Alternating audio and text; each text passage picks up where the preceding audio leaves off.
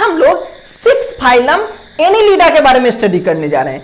Annelida actually Latin word से बना हुआ है, लैटिन वर्ड एनुलस से बना हुआ है, और एनुलस का मतलब होता है रिंग।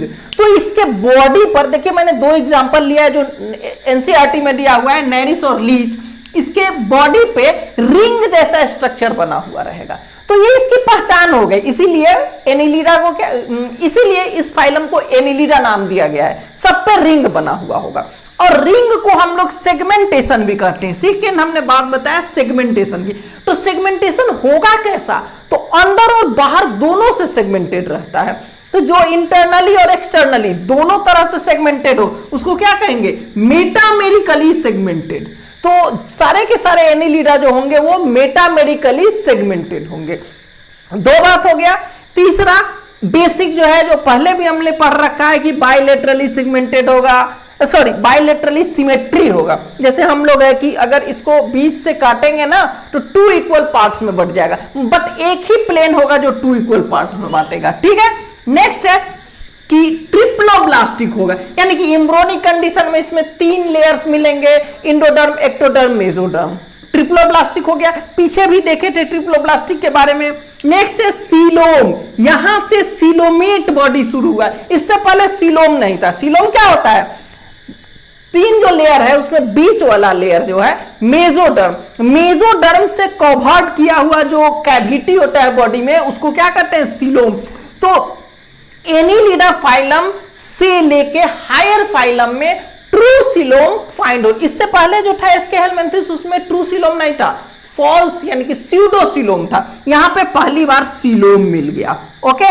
नेक्स्ट बॉडी जो होगा वो किस सिस्टम, बॉडी का लेवल, ऑर्गेनाइजेशन लेवल क्या होगा, तो ऑर्गन सिस्टम इसमें मिल जाएंगे, यानी कि हायर लेवल का हो गया ऑर्गन सिस्टम लेवल। अब सारे में मिलेंगे आपको ऑर्गन सिस्टम लेवल का ऑर्गेनाइजेशन, यानी कि ऑर्गन सिस्टम मिलेंगे। जैसे एक पहला सिस्टम हमने लिया सर्कुलेटरी सिस्टम, और सर्कुलेटरी सिस्टम कैसा होगा, तो क्लोज टाइप होगा। सर्कुलेटरी सिस्टम जिसमें ब्लड या बॉडी का जो फ्लूइड है वो फ्लो कर रहा है, तो वो किस तरह से फ्लो करेगा, तो एक क्लोज पाथ में, वेन और आर्टरी में होके क्लोज पाथ में जब फ्लो करता है तो उसको क्या कहते हैं हम लोग, क्लोज टाइप सर्कुलेटरी सिस्टम। तो एनिलिडा में क्लोज टाइप सर्कुलेटरी सिस्टम होगा। ठीक है।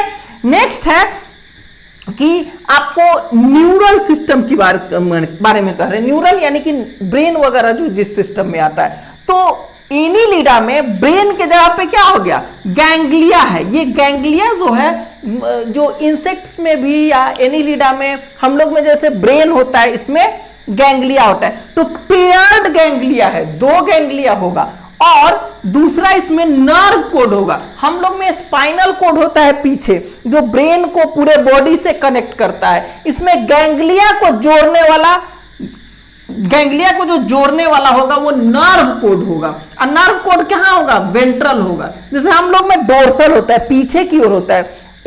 इंसेक्ट में या फिर एनिलिडा में जो नर्व कोड होगा वो आगे की ओर वेंट्रल होगा। ओके, पेट के साइड में होगा।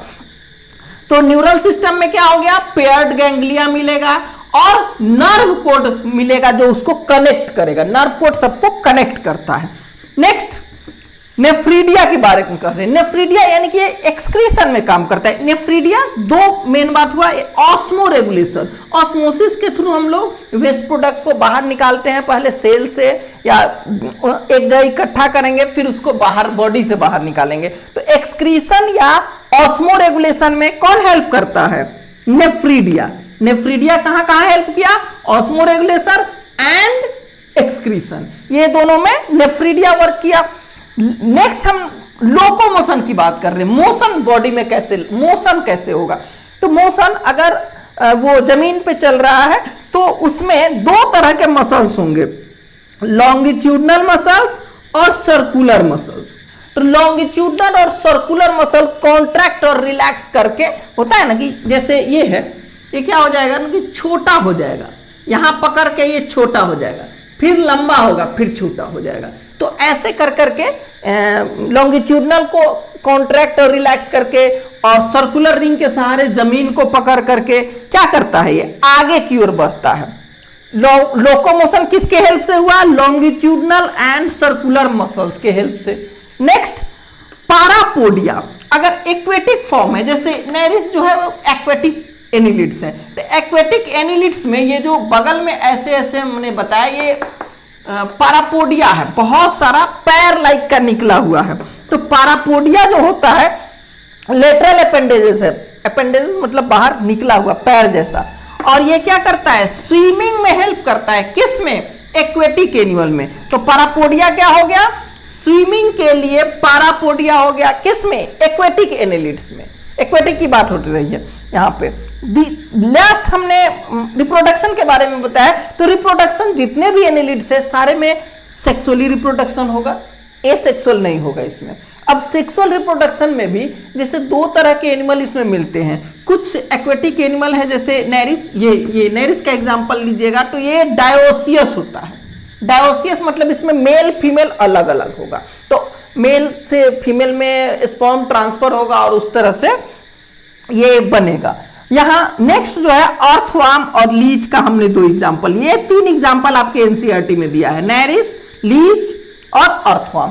तो अर्थवर्म और लीच जो होता है मोनोसियस होता है, इसमें मेल फीमेल अलग अलग नहीं होता है, एक ही बॉडी में मेल भी का भी सेक्स ऑर्गन होगा और फीमेल का भी सेक्स ऑर्गन होगा। लेकिन जब रिप्रोडक्शन होना होगा तो किसी अदर अर्थवर्म के स्पर्म किसी दूसरे अर्थवर्म के एग से फर्टिलाइज होता है, यानी कि एक अर्थवर्म जब मीट करेगा उल्टा होकर के तो अपना स्पर्म दूसरे अर्थवर्म में डाल देगा और इस तरह से दूसरा वाला अर्थवर्म का एग उससे मिक्स हो करके और तब रिप्रोडक्शन करता है। यानी कि भले होता है मोनोसियस लेकिन रिप्रोडक्शन खुद के साथ में खुद के स्पर्म खुद के एग को फर्टिलाइज नहीं करता है, अदर अर्थवर्म के एग और अदर अर्थवर्म माने डिफरेंट अर्थवर्म एक दूसरे के एग और स्पर्म को फर्टिलाइज करते हैं। ओके, होता है मोनोसियस